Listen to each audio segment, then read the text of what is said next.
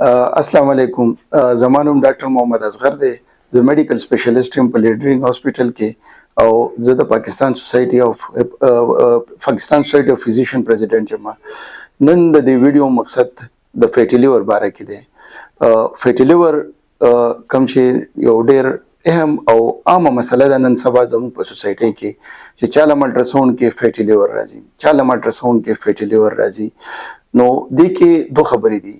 یو خدا دی چې خلک کې بالکل دا ډېر سیریس نه اخلي په هغه کې د فیټي لیور. نو فیټي لیور سیریس دیم او سیریس نم دی. فیټي لیور چې کله د ستوي هغه د دې چیرې د عینې د پاسه کله د چربي یو لیر جوړ شي نو دې ته مونږه فیټي لیور و چې دا کله ډېر زیات وي نو دا د عینې ته عینه هم زخمی کوي، یعنی د عینې ګرمایش چې کوم په عام ژبه کې ورته مونږ خو ال ټي هغه هاي کوي. که ال ټي هاي وي او فیټي لیور دی وي نو د دې مطلب دا دی چې ستا په عینه کې سوجن دی چې دا د ډېر ټایمه پورې په کلونو باندې وي.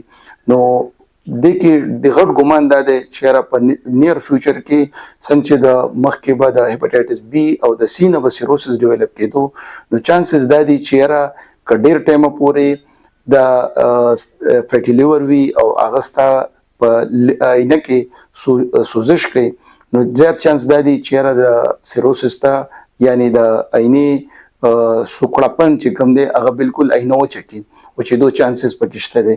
10 نه والا 10 کالو پورې که دا پروسس وچلیږي نو عام طور باندې دا یو هغه کېږي چې یاره پیشنټ سیروسس ډیولپ کولی شي چې کوم یو سیریس مسله ده.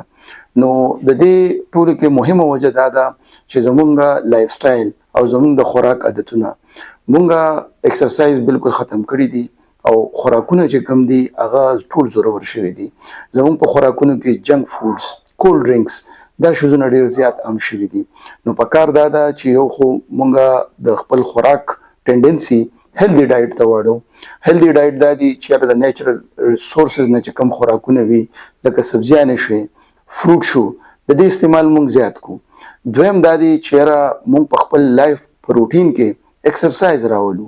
یو ځای دی مونږه پیدل تلی شو د ګاډي استعمال نه کوو، پیدل تګ مونږ بالکل ختم کړی دی. یو ځای دی چې سیړیانې دي او لفټ هم اویلیبل دی، د لفټ په ځای مونږ له پکار دی چې مونږ په سیړیانو باندې هغه سیړیانو استعمال وکړو. درېیمه خبره دا ده چې یاره دې کې بعضې خلک الدو چې زموږ د مسلمان سوسایټۍ کې د الکوهل استعمال ډېر کم دی، خو بعض ټایم کې د الکوهل استعمال د وجې هم د عینې ته نقصان راځي. نو زه به تاسو ته دا وایم چې یاره لکه پکار دا ده چې موږ د اسلامیک په اصولونو باندې هغه عمل وکړو، د خوراک هیبټس هغه کړو، ایکسرسایز، واک او فزیکل اکټیویټي د دې ښه صحیح اهتمام وکړو. په دوايانو کې د دې نن سبا څه دوايانې راغلي دي چې یاره هغه د فیټي لیور اګینسټ کار کوي، خو بیا به هم زما تاسو ته دا ریکویسټ وي چې په ټاپ پرایورټي باندې مونږ فزیکل اکټیویټي او د ډایټري هیبټس وساتو او د هغې نه پس د دوايانو دپاره څه خاص کرایټیریا ده چې هغه اپلای شي او هغه دوايانې استعمال هم سټډیز شوي دي چې یاره ډېر زیات فایده مند دي. نو د هغې هم ریکمنډیشن کېدی شي. درېیم خبره په دې کې دا دی چې یاره ډېر خلک دا سوالونه کوي مونږ ته چې یاره یو کس غټ دی، فیټي لیور دی، نو آیا دې کې نن سبا څه خاص انجکشن راغلي دي چې یاره وایي چې وزن کمی، نو د هغې استعمال باره کې خلک تپوس کوي. نو هغه په چې یو کس دی او هغه ته شوګر هم وي، وزن زیات وي، نو په هغې کې د دغې ستنو یا بعض ټایم کې دې کې ګولیانې هم راغلي دي، نو هغه فایده ورکولی شي.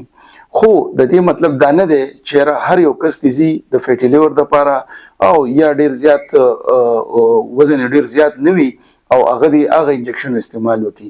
زه ما په خیال باندې دغه به مونږ کله هم نه ریکمنډ کوو. فرست پرایورټي دا ده چې خپل لایف سټایل چینج کړئ، خوراک عادتونه بدل کړئ او که د هغې نه پس ستاسو سره هغه نه وي او یا ستاسو شوګر کنټرول کې نه راځي او وزن دې سیوا وي، دغه انجکشنې یا د هغې کوم ټیبلټې دي نو د هغې استعمال مونږ ریکمنډ کولی شو. نو امید لرم چې دا کوم خبرې مونږ وکړې د دې عمل سره به چې کوم دا مهمه او ډېره عامه مسله ده زموږ د سوسایټۍ د هغې په کنټرول کې به دا څه نه څه کردار ادا کړي. ډېر